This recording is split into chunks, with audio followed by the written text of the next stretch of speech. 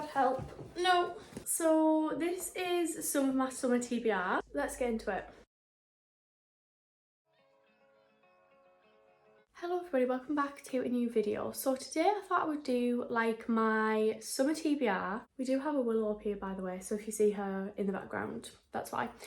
Anyways, yeah, I thought I would do like my what's on my summer 23 TBR slash a recent book haul that I am planning on reading in like June, July, August time. I currently have 15 books, which I don't think I would say is like unreasonable or like a huge amount to have on my summer TBR. I just thought I would show you a few of the books I picked up recently that I am planning on reading this summer. Let's just get into it. So I'm going to start with this one because this is my current read. This is Once Upon a Broken Heart by Stephanie Garber. So this is like a fantasy romance, but more of like a fairy tale fantasy type thing. I'm just under halfway through this at the moment. I am really enjoying it actually. I only started reading it last night. I read it for maybe like a few hours. So yeah, I'm like halfway in. This basically follows Evangeline, who makes a deal with the Prince of Hearts, who is one of the Fates. Basically, the man that she loves is about to get married to somebody else, so she makes a deal to basically stop the wedding. And in return for him stopping the wedding, he asks her for 3 kisses. So that is like the basic plot of this. So I feel like I haven't got to like the plot twist or anything yet, but I am enjoying it so far. It is very easy reading. Then I'm going to go on to these two because I have already read this one. So these are the 3rd and 4th books in like the Magnolia Parks universe. So we have Magnolia Parks, A Long Way Home, and Daisy Hates a Great Undoing. This one I have already read, but I bought these two together, so I'm just kind of like putting them in here together. I don't really know what to say about this. It absolutely broke me, to be quite honest. But yeah, so this is book 3 in the Magnolia Parks universe. This is the second Magnolia Parks book. The first Magnolia Parks book I was not a huge fan of. I just wasn't on board with Magnolia and BJ. Like, I just didn't really root for them. They were not my favourite book couple. But then I read Daisy Hates, which is the second book in this universe, but the first Daisy Hates book, and I really enjoyed that. I preferred that to the first Magnolia Parks. But yeah, then I read this, and I was really shocked by how much I loved this. This is Magnolia and BJ's second book. I just loved it. I'm not going to say too much on this because I haven't quite recovered from the trauma that it has caused me. But anyways, yeah, because I've recently finished that, I literally finished that maybe like 2 days ago, I think. I want to read the second Daisy Hates. I'm just not quite prepared for this one. I am in like a little group chat on my book Insta with a few of my book besties over there. So we are all going to read The Great Undoing. But I feel like we're all emotionally prepping ourselves for this book. But I just absolutely love Julian, like so much. I am 100% team Julian. Daisy Hates thought she'd left everything about her old life in the past, the crime, her family and the man she loves. But when her safety is threatened once again, she finds herself back under the watchful eyes of her gang-lord brother Julian and her ex-boyfriend Christian, both desperate to keep her safe. Everything gets more complicated when beautiful, broken-hearted socialite Magnolia Parks enters the scene and Julian finds himself entangled with her. Because for Julian, falling in love isn't just unwelcome, it could be deadly for everyone. I will literally die. But yeah, I am so excited to read this one. And then also, Magnolia Parks 3 has been confirmed slash finished. But I don't think that'll be out until like next year. Then I picked up a few books from the works. So first up I have Hook, Line and Sinker by Tessa Bailey. So this is number 2 in a like series, I guess. This follows on from It Happened One Summer. So this is Piper's sister Hannah. Yes, and is he called Brendan? Brendan's friend Fox. This follows those two. So this is like a small town romance. We're in like a little fishing town. King crab fisherman Fox Thornton has a reputation as a sexy, carefree flirt. Everyone knows he's a guaranteed good time, in bed and out, and that's exactly how he prefers it, until he meets Hannah Bellinger. She's immune to his charm and good looks, but she seems to enjoy his personality and wants to be friends. Bizarre. But he likes her too much to risk a fling, so platonic pals it is. Now Hannah's in town for work, crashing in Fox's spare room. She knows he's a notorious ladies' man, but they're definitely just friends.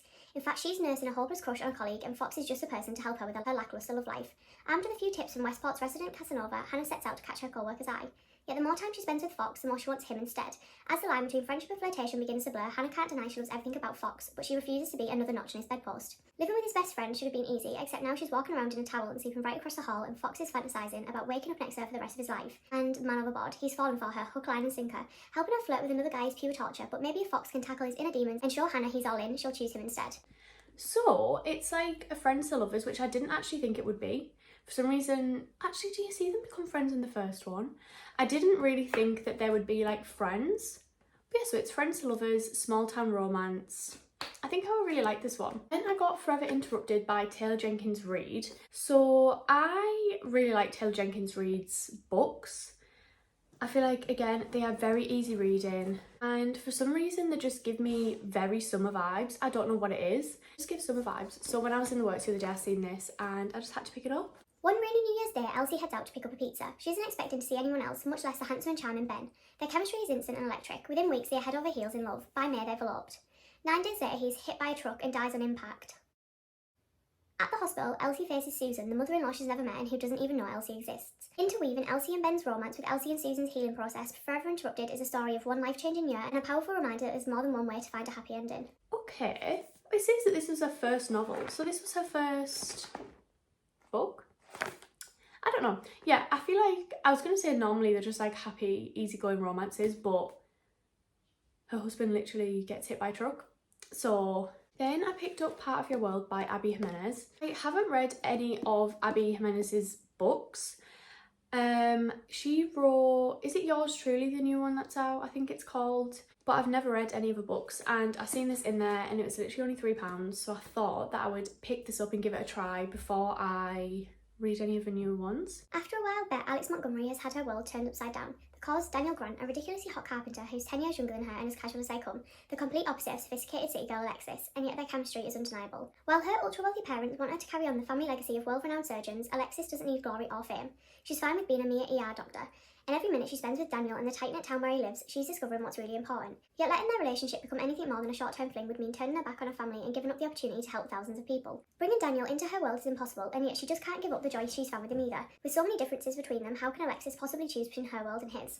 Okay, so it's like age gap romance, but she's older, which is unusual.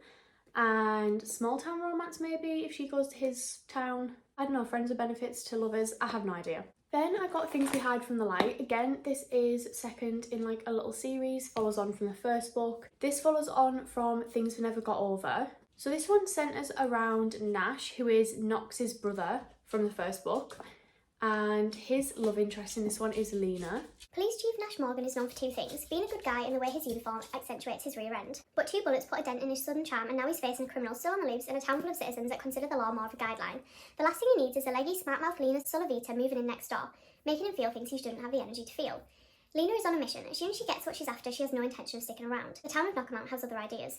Soon she'll find herself sucked into small-town life, dog-sitting, saying yes to a bridesmaid's dress, listening to the sexy chief of police singing in the shower. But when Nash discovers Lena's secret, these friends become furious enemies, though the sparks flying between them don't know the difference between love and hate. This is like friends to enemies to lovers. I absolutely love the setting of this little Knockabout series, so I'm really excited to read this one. Then I picked up 7 Days in June. So this is like a second chance romance. 7 days to fall in love, 15 years to forget, and 7 days to get it all back again. When Eva Mercy, a single mother and best-selling erotica writer, and the enigmatic award-winning novelist Shane Hall meet at a literary event in New York, sparks fly. What no one knows is that 15 years earlier, teenage Eva and Shane spent 1 week together madly in love. While they may pretend to be strangers, they can't deny their chemistry. Over the next 7 days, amidst a steamy Brooklyn summer, Eva and Shane reconnect. But Eva is wary of the man who broke her heart and wants Shane out of the city so her life can return to normal. Before he disappears though, she needs a few questions answered. So yeah, like I said, second chance romance. They're both writers, and I'm guessing they just kind of like relive their previous love story, work things out, see if they can make it through it. I feel like there might be like a secret love child in here. I feel like there always is. Then I have Flawless by Elsie Silver, which I am so excited to read. This whole series, I am literally just dying to read. But I did only pick up the first one. I had some self-control. This is like a small town southern cowboy romance. I've never read a cowboy romance before, but I feel like I will love it and I will become obsessed and I will be fully in my country era. I'm a golden boy of professional bull riding, or at least I was until it blew up in my face. Now my agent says I have to clean up my image, so I'm stuck with this ball-busting daughter for the rest of the season as my full-time supervision. But I don't need a goddamn babysitter, especially one with skin-tight jeans, a sexy smirk, and a mouth she can't stop running, a mouth I can't stop thinking about. She says this means nothing, I say this means everything. She says there are boundaries we shouldn't cross, that my reputation couldn't take any more hits, and neither can her damaged heart. I say I'm going to steal it anyway. So yeah, this is like a small town cowboy romance. I think it's going to be like Grumpy Sunshine, or at least he is very grumpy. But I just can't wait. I've heard such good things about these books. Then I picked up Better Than the Movies by Lynn Painter. So this is like YA rom-com vibes. Liz Buxbaum has always known that Wes Bennett was not boyfriend material. You would think that her next door neighbour would be a prime candidate for her romantic comedy fantasies, but Wes has only proven himself to be a pain in the butt ever since they were little. Wes was a kid who put a frog in a Barbie dream house, the monster who hid a lawn gnome severed head in her little homemade neighbourhood book exchange. Flash forward 10 years from the great gnome decapitation, it's Liz's senior year, a time meant to be rife with milestones perfect for any big screen, and she needs Wes's help. See, Liz's forever crush, Michael, has just moved back to town, and horribly, annoyingly, he's hit it off with Wes, meaning that if Liz wants Michael to finally notice her and hopefully be a prom date, she needs Wes, he's her in. But as Liz and Wes scheme to get Liz her magical prom moment, she's shocked to discover that she actually likes being around Wes. And as they continue to grow closer, she must re-examine everything she thought she knew about love, and rethink her own perception of what happily ever after should really look like. So yeah, I think this will be very easy reading. It's only quite short, and with it being YA, I find that they are some of the easiest books to get through. Then I picked up Under the Sycamore Tree by B. Celeste.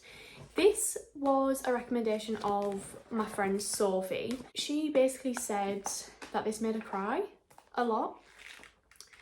So I don't really know why I thought it would be a good idea for my summer TBR, but regardless, we have it. Emery Madison's life has been broken for a while. First she lost her twin sister, the other half of her heart, to an incurable autoimmune disease. Then her father left. Now Emery is being diagnosed with the same disease that killed her sister, and her mother is fallen apart. Unable to live under the same roof anymore, the only option for Emery is to move in with a father she hasn't seen in 10 years and try to start over. But nothing's harder than new beginnings, and Emery's worried she'll never get a chance to truly live. Until she meets Caden Monroe, the breeding athlete with more than enough baggage of his own. Caden makes Emery feel normal, hated, cared for, loved, and loved. Somewhere along the way, Emery finds solace in the guy with the sad eyes, but everything happens in stages and nothing good lasts forever. Kind of scary. So she has an autoimmune disease, and then she meets a kind of like sad boy. I feel like this is going to break my heart. Another one that I think is absolutely going to destroy me, and I don't really know why I decided to pick it up, is If He Had Been With Me. I have literally seen so many people sobbing at this book. Autumn and Finn used to be inseparable, but then something changed, or they changed. Now they do their best to ignore each other. Autumn has a boyfriend, Jamie, and a close-knit group of friends. Finn has become that boy at school, the one that everyone wants to be around. That still doesn't stop the way Autumn feels every time she and Finn cross paths, and the growing nagging thought that maybe things could have been different. Maybe they should be together.